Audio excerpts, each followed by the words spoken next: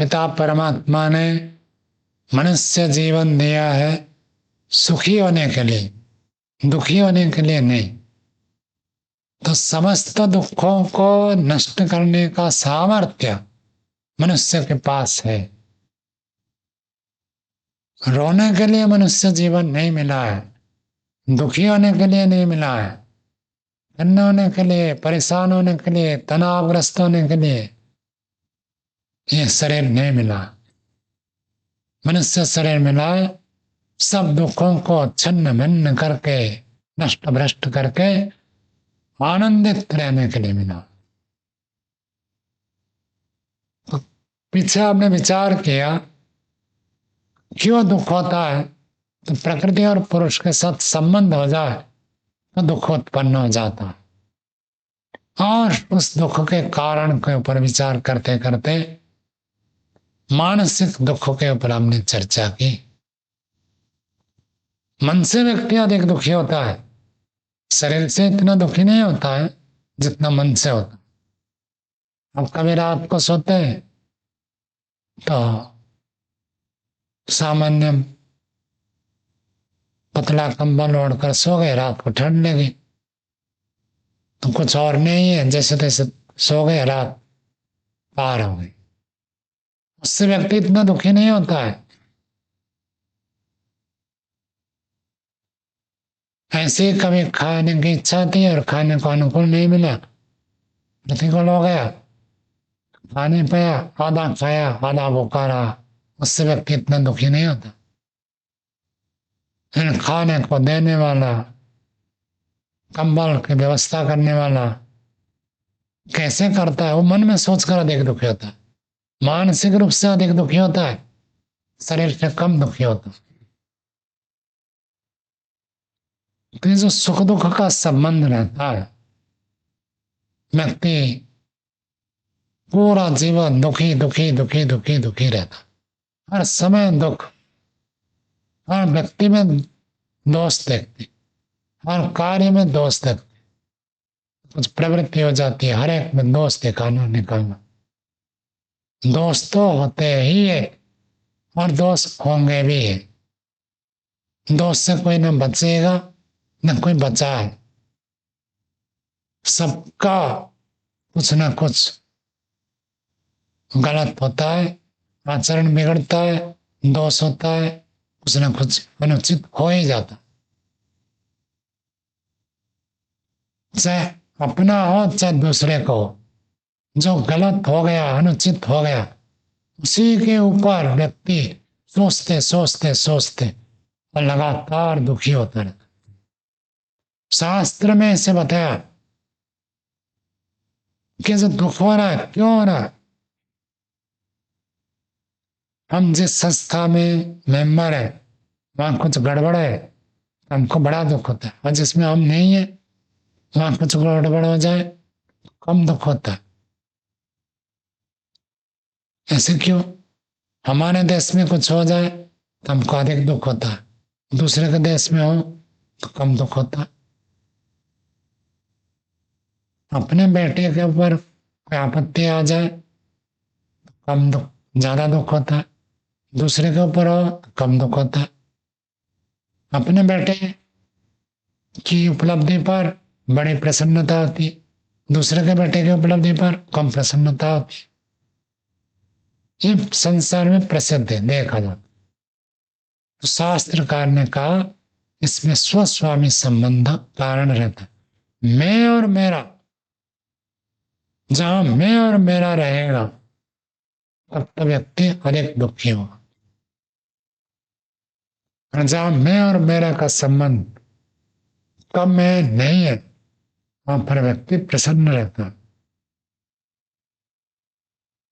दूसरा व्यक्ति हमारा अपरिचित व्यक्ति है, हमको रास्ते में देखता है और कह देता है अरे ये लाल कपड़े वाले तो धरती के ऊपर बोझ है, भार है, काम धाम कुछ नहीं करते, बैठे बैठे खाते रहते, दूसरे के कमाया हुआ खाते। तो सामान्य रूप से लगेगा ठीक है, अज्ञानी व्यक्ति है, नहीं जानता है, कह दिया। अपने ही व्यक्ति कोई कह दे, अपने संस्था के, अपने पास जुड़े हुए कोई व्यक्ति कह दे कि आप क्या सन्यासी है, आप तो कुछ काम नाम करते नहीं, बैठे बैठे खाते रहते हो, धरती के ऊपर बोझ है, ऐसा कह दे तो व्यक्ति को एकदम से अंतर आ जाता है। कारण क्या है? स्वस्वामी संबंध है। उस व्यक्ति को हमने अपना माना, अपना ही व्यक्ति कुछ कह दे तो अधिक कष्ट होता, दूसरा व्यक्ति कह दे तो इतना कष्ट नहीं होता। इस स्वस्वामी संबंध को गहराई से समझना बहुत कठिन होता है। सामान्य व्यक्ति स्वस्वामी संबंध को समझ नहीं पाता है।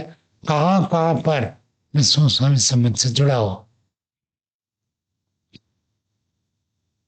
मूल रूप में देखें, आध्यात्मिक दृष्टि से देखेंगे तो जहां में दुख होता है वहां स्वस्वामी संबंध के कारण से दुख होता है।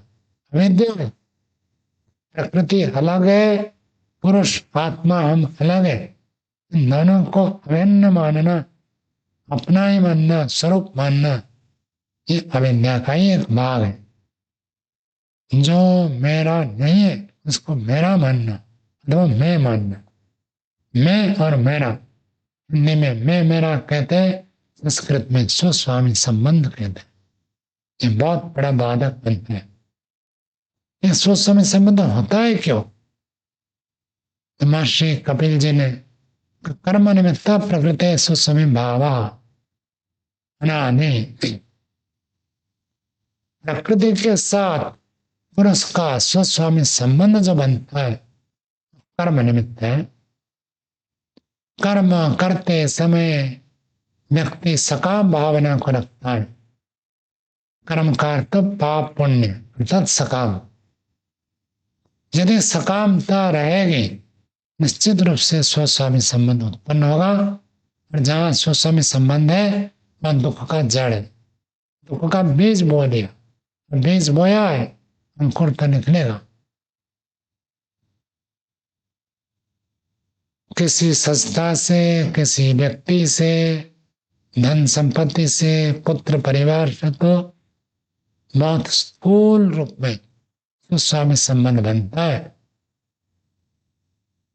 ऋषि लोग तो शरीर को भी शरीर से और सूक्ष्म अंतःकरण के साथ भी स्वस्वामी संबंध हटाने के लिए कहते। पूज्य स्वामी सत्यपति जी महाराज के सानिध्य में लंबे काल तक रहने का अवसर प्राप्त हुआ। स्वामी जी महाराज अनेक बार पूछते थे और एक प्रश्न अनेक बार पूछा। कई प्रश्न बार बार पूछते थे जो विशेष होते हैं, महत्वपूर्ण होते हैं। तो उनमें से एक प्रश्न यह था कि आपके पास ये जो बुद्धि है अर्थात ज्ञान है, आपने दर्शन पढ़ लिया, व्याकरण पढ़ लिया, उपनिषद पढ़ लिया और पढ़ाते भी है, अच्छा पढ़ाते होंगे। इस ज्ञान को आप अपना मानते हैं या नहीं मानते? सूक्ष्म बात है। यदि मेरे पास जो ज्ञान विज्ञान कार्य कुशलता बुद्धिमत्ता सब कुछ है उसको भी आत्मा से पृथक देखना कितनी सूक्ष्म बात है, कितनी गहरी बात है। नहीं तो बुद्धि से अपने को अलग देखना संभव ही नहीं होता। और स्वामी सत्यपति जी महाराज ऐसे ही जीवन जीते थे, बिल्कुल स्वस्वामी भाव से रहित होकर जीते थे।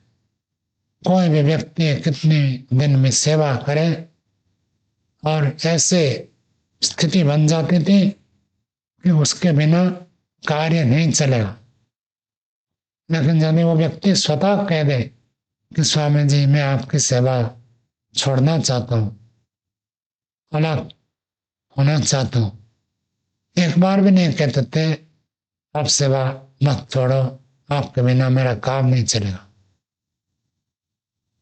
हाँ, कभी ऐसी स्थिति हो कि वो व्यक्ति सेवा छोड़कर कहीं और जाना चाहता है जहां पर उसका योगाभ्यास संभव न हो अथवा कम हो अथवा पतित होने की स्थिति है, तब समझा देते योगाभ्यास करने में आपको कठिनाई होगी, हानि होगी, ये जरूर बता दे। लेकिन मेरे सेवा अवश्य करो, छोड़ो मत, ऐसे कभी किसी को नहीं कहो। तो स्वस्वामी संबंध बना रहता है कर्म के कारण से, और हर रोज हम कर्म करते हैं, उस कर्म के पीछे हमारी वासना होती है, कोई ना कोई कामना होती है, इसी को ये कहते हैं सकामता। हर जगह सकामता जुड़ी रहती है, और जितनी सकामता रहती है उतना ही स्वस्वामी संबंध मजबूत होता है। और जितना स्वस्वामी संबंध मजबूत होता है व्यक्ति उतना ही दुखी होता है। स्वस्वामी संबंध को ढीला ढीला शिथिल शिथिल शिथिल करते करते सबको छोड़ना पड़ता है। जब सब छोड़ देता है तब संन्यास होता है। संन्यास केवल वस्त्र धारण करने से नहीं, संन्यास केवल घर छोड़ने से नहीं, संन्यास पुस्तक पढ़ने से नहीं, संन्यास परोपकार प्रचार करने से नहीं, ये ममत्व का भाव को छोड़ना है। तो लोग कहते हैं हम तो घर गृहस्थी है, हम तो छोड़ नहीं सकते। हम घर गृहस्थी में रहे अथवा आश्रम में रहे अथवा सन्यासी हो, सन्यासी में तो कपड़ा पहनता है, तो कपड़े का तो अपना कहेगा। वेद भाष्य करते थे महर्षि दयानंद जी, तो अपने पास पुस्तकें भी रखते थे, तो अपना तो कहेंगे, लेकिन वो अपनापन व्यवहार के लिए तो ठीक है, प्रयोग करते हुए, व्यवहार करते हुए, बोलते हुए अनुभव ये करे मैं आत्मा हूं, ये मेरा नहीं है, व्यवहार के लिए ठीक है। दूसरे के गाड़ी का प्रयोग करते हैं, दूसरे के कमरे का प्रयोग करते हैं, होटल में जाते हैं दूसरे लोग, और साधु संत आश्रमों में जाते हैं, आश्रमों में कमरा मिलता है अपना थोड़ी मानते। कोई लौकिक व्यक्ति होटल में ठहरता है, होटल के कमरे को अपना थोड़ी मानता, नहीं मानता।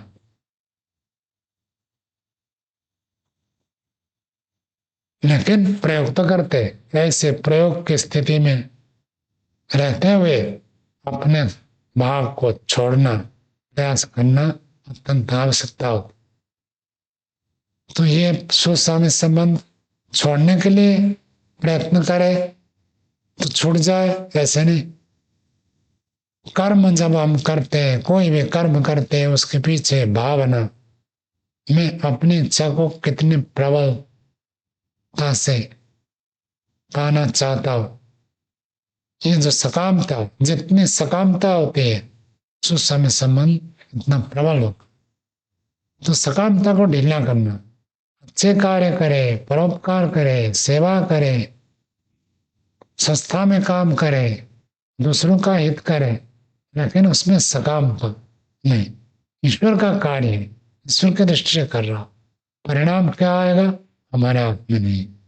मैं गलत नहीं करूंगा, मैंने गलत ना करते हुए परिणाम मेरे हाथ में नहीं है, उस समष्टि में है और ईश्वर में निर्भर करता है कौन से कर्म का फल परिणाम कब कैसे आएगा, हम उसके लिए नहीं है।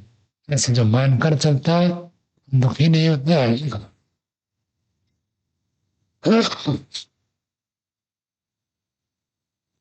सब काम को करते हुए निष्कामता को बढ़ाते रहना चाहिए, उससे सुस्वामी संबंध भी शिथिल होता है और जीवन सुखमय होता है।